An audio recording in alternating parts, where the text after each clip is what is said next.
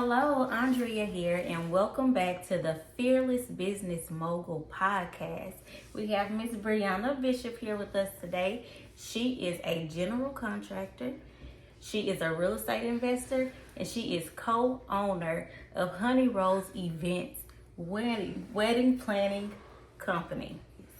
All right, we got it. I got it. Look, she wears so many hats, y'all. I had to remember. Okay, but first question. I just want to ask you to tell everybody a little bit about Breonna. Okay, so I am from Palmville, Arkansas.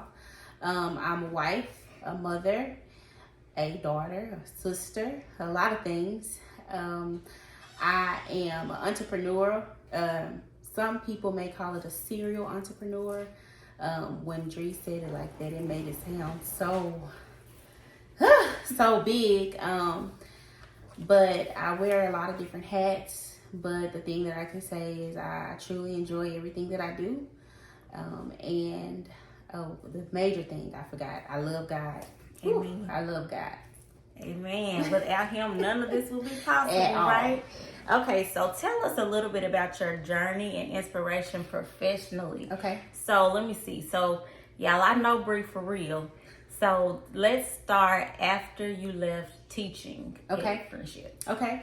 So I was teaching. I did a complete career change. I had always wanted to teach, but people discouraged me from it just with things they say like, well, it's the truth. Teachers are underpaid. They're undervalued a lot and overworked. Yes. And so people had always just kind of discouraged me from teaching, but it was something that was still a passion of mine. Mm-hmm. And so I was working in nonprofit management, and a position came open for a school in Little Rock, and a lady, I swear she's an angel, like till this day. She gave me an opportunity. She saw something in me, and she gave me an opportunity to teach. And I started out as a teacher, and I always say, like, God has a sense of humor, because if God had told me to leave my job and become an entrepreneur, I wouldn't have done it. I would have argued with God, probably. Like most of us do. Most entrepreneurs have that battle. Yes. And so I started out with the teaching job, which was a pay cut from the job that I was currently at. But I felt like, I was following my passion. I was doing something that I felt like I was supposed to be doing. And he was my fiance at that time. We were not married yet. I talked to my fiance. He supported the decision. So I made the career change and I started teaching. And after being there for a month, we did not reach our enrollment numbers. And so they had to, decrease staff. And it was based off of experience and tenure and a lot of other factors. And of course, I was a first year teacher. So I was placed on the chopping block. And I had never been laid off from a job. I was so uncertain on like what to do, like what now, what to do next.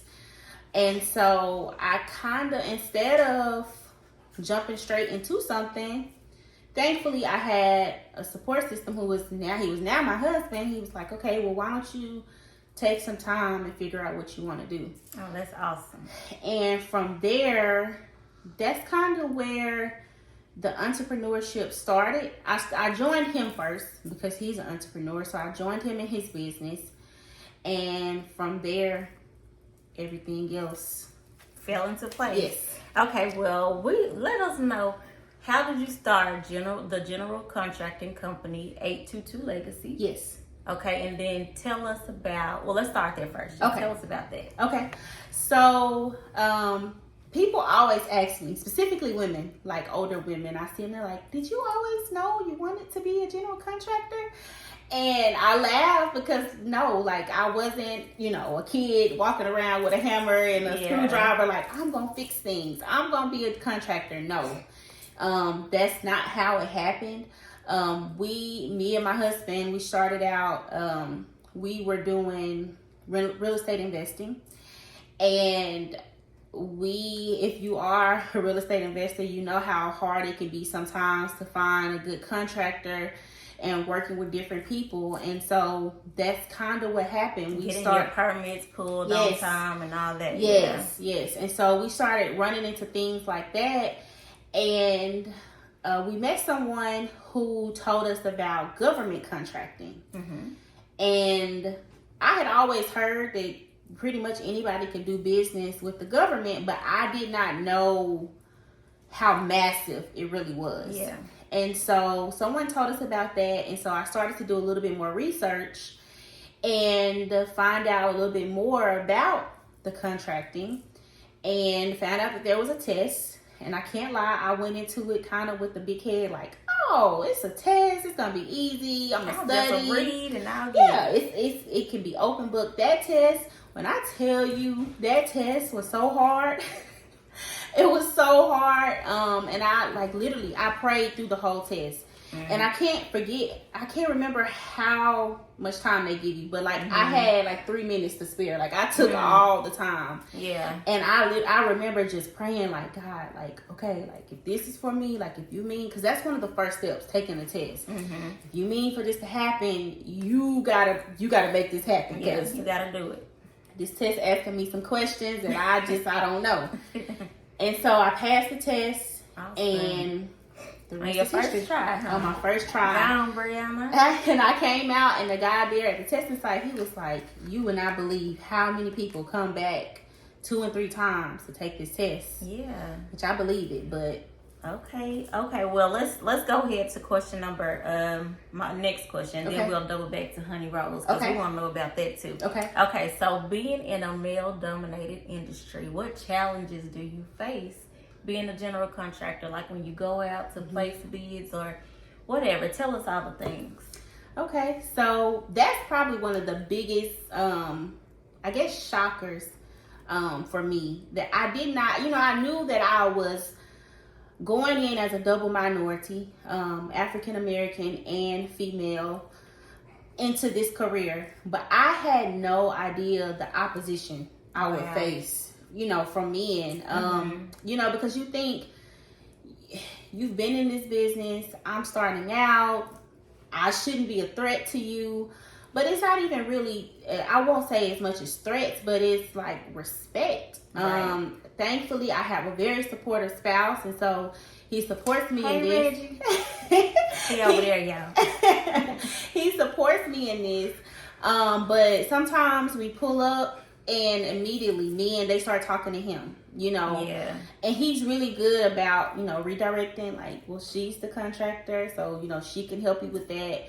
But just from running into it with clients and customers to suppliers to inspectors, consultants, all different mortgage loan officers. Yes, you just would not believe how many people it's a thing. Men cannot, they're looking at me who are you and what do you think you're doing? But look at where women are here, and we are here to stay. Absolutely. And we are starting to cross these boundaries. Absolutely. And I am so proud of Breonna. And if you are a woman out there in a male-dominated field, drop a comment below and let us know how it's working out for you guys. Yes. But I want to double back and go back to Honey Rose event. Okay. So I want you to tell us how they came about. Okay. So me and my best friend, we own Honey Rose Events, and it was a God idea, honestly. Okay. Yeah, we love those. So we had I had planned my wedding, and I really, really enjoyed it. I had no experience doing so, and I enjoyed it. But I've always been a planner by nature. If it's somebody's birthday, I'm planning the birthday party. Okay, yeah. I'm planning the family events. That's just always who I'm very type A. And so she's the same way. She's a planner. She's always been a planner, whether it's her planning my birthday or her planning something for her family. And so literally it just made sense. Yes, an idea literally just dropped in my mind, well, why don't you do this? You enjoyed your wedding. And that was it. We started, and it literally took off way faster than what we could have thought. Took off for real, y'all. Yes. Okay, have you guys faced any challenges in that business? Yes, I'll say, I won't say a double minority, but I feel like that we're still a minority in the field, especially in Arkansas. And at the caliber of events that you guys do. Yes. And so just, you have to, and I'll say this about anything, in any job, in any career, any business, you have to, demand your respect. And so that's kind of what, demand and earn it. Once people see what you're capable of doing and you make a name for yourself, they'll start to respect you. But that's kind of, we have to do the same thing in that. Yeah. And so we and now they stamp their mark, y'all. Go follow the page. It's beautiful stuff over there. Beautiful stuff. Thank you. So we want to pause just a little bit. Okay. We're going to go into our bonus questions, lighten up the mood. Okay. Get to know Miss Breonna, Mrs. Breonna Bishop. So tell us, what are some of your pet peeves? Oh, okay.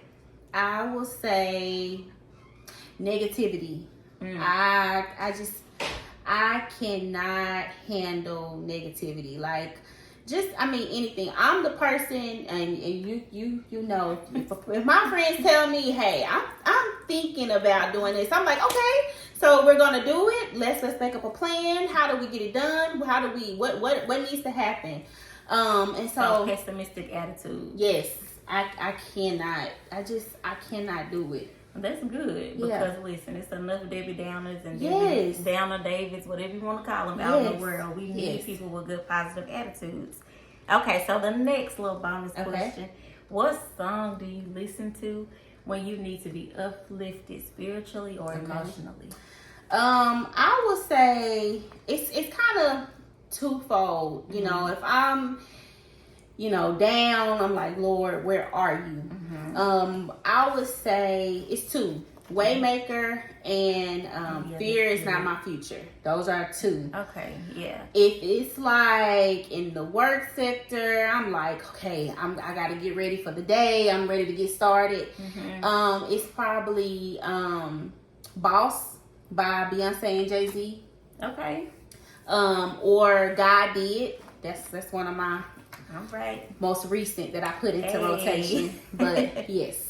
Okay, so what strategies have you utilized to differentiate yourself from your competitors in the industry? And we can start with 822 Legacy. Okay. So I think that I have, I said, when I started this, I dedicated it back to God. Like, I don't want this to be just another contracting business. Like, even though it's contracting and construction and things like that, I want this business to transform lives. Oh, amen. And so as a result of that, I think just kind of setting that as the first priority, God has allowed that to happen. I've been able to hire a great team, and as a result, it's transforming their lives, allowing them to get experience, allowing them to transform the lives of their family members. There you go. And so that's kind of, my husband always says, we're in this, we're not going to make a killing, we're going to make a living. And so that has always stuck with me, because he has such a sales background. And so not going into this with a greed mentality. Like, I've had people not trying to break people's pockets. I've had people tell me, like, you don't charge enough, and it's like, that's not. I'm doing what God told me to do, and He's gonna provide the rest. That's just kind of, I want to make a living for my family, and I'm creating a legacy, but I'm not in it to rob people. Hence the name 822 Legacy, y'all. Okay, so tell us about Honey Rose. What kind of competition do you guys have? What are you doing to set yourselves apart from the competition? Okay, so with that, we branded ourselves as the Oh So Southern Chic Besties, the wedding planning besties, and the brand just resonates. Yeah, it just went, and so. A lot of our brides say, when they're planning their wedding, they literally feel like they're planning it with their best friend. That is awesome. We make it very, conversational and take their input and take their ideas and, just bring them to life. Yeah, Literally make them feel dreams come true. Yes, make them feel stress free, because planning a wedding can be very stressful. And so we try to make sure that we let our brides know that we want you to be able to enjoy this, and we want it to be as stress free as possible. And that's kind of we be ourselves, and that's awesome. So if you're looking to plan your wedding with your best friend, Honey Rose Events. Okay, so can you share any tips or advice for aspiring entrepreneurs? Yes, I will say, I tell anybody, if me as an entrepreneur, if you ever have any questions for me, if there's any way I can help, please reach out. I feel like there are not enough people who share knowledge. Yeah. And so find you a mentor, find you somebody, a coach, that you can, learn from. Yes, learn from, ask questions. They can be a sounding board. But most importantly, like, if you have an idea, just start. Like, sometimes taking that first step is all God needs. He's gonna do the rest. He's gonna open the doors. And so just start knowing that you can do it. I'll never be the type of person to say, oh, entrepreneurship is so easy. It's hard. It's hard work, but it's worth it and it's rewarding. And just know that you can do it, and don't let anybody tell you otherwise. Now that is awesome, Breonna.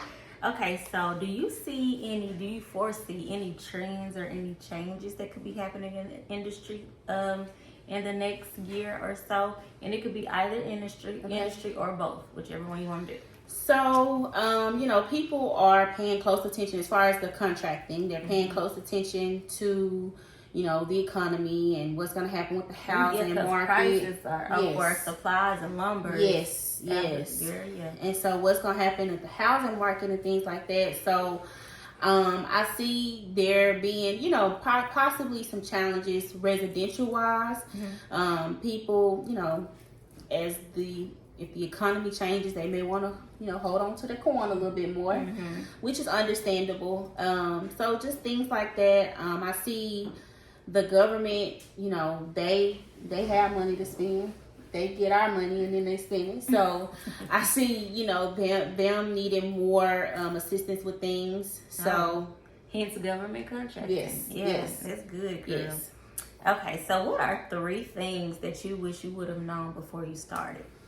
3 things. I will say, one, I've already talked about the opposition that I would face from men. Like, oh my goodness, like, if I've never wanted to start a girl power group more than I do right now. Like, sisters, we gotta stick together. That's how I feel. Sisters unite. Yes.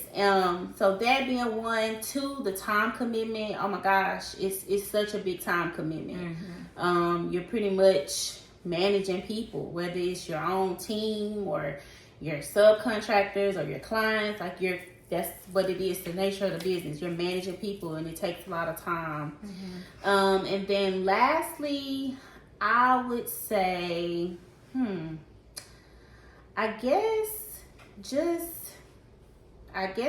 know. I don't think I have a 3rd thing. That's okay.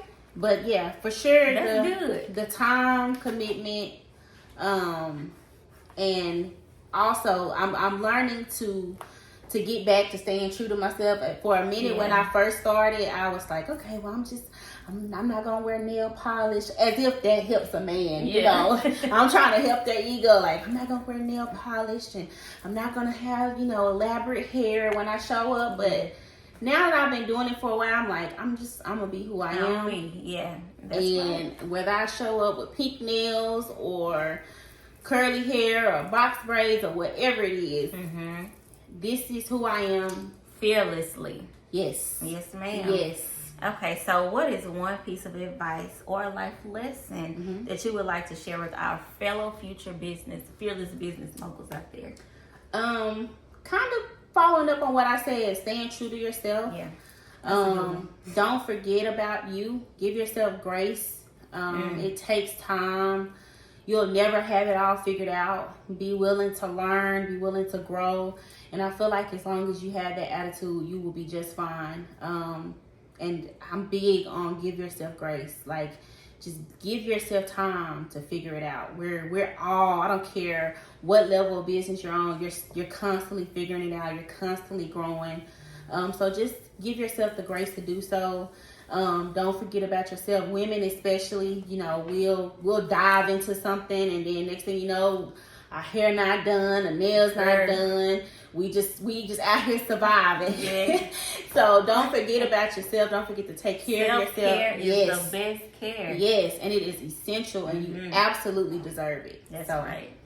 Girl, that is awesome. Okay, so that wraps up our interview, but we have 2 more questions that we're going to ask Breonna just to get to know her a little better.